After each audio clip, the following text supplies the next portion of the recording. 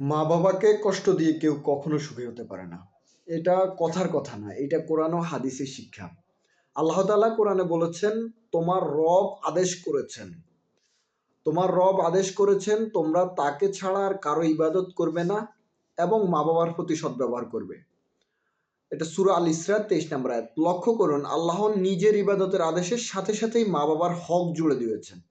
কারণ মা বাবা খুশি না থাকলে আল্লাহ খুশি হন না।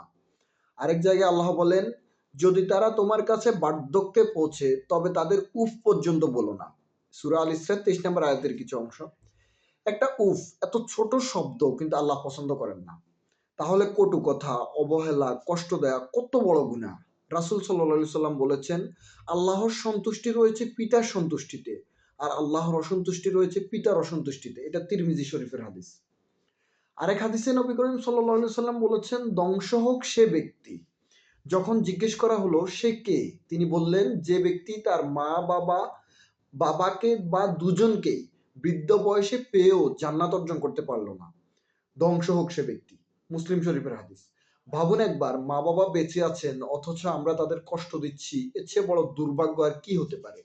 আপনি দুনিয়ার বড় হতে পারেন, টাকা পয়সা অর্জন করতে পারেন, কিন্তু মা বাবার দোয়া ছাড়া সেই সুখ কখনো পূর্ণ হয় না। আর মা বাবার চোখের পানি কখনো আল্লাহ উপেক্ষা করেন না। আজ যদি আপনার মা বাবা বেঁচে থাকেন, একবার ফোন দিন, একটু ভালো করে কথা বলুন, ক্ষমা চান, তাদের জন্য দোয়া করুন। কারণ মা বাবার দোয়া থাকলে জীবন সহজ হয়, আর তাদের কষ্ট থাকলে জীবনও শান্তি থাকে না। আল্লাহ আমাদের সবাইকে মা বাবার খেদমত করার তৌফিক দান করুন। আমিন ইয়া রাব।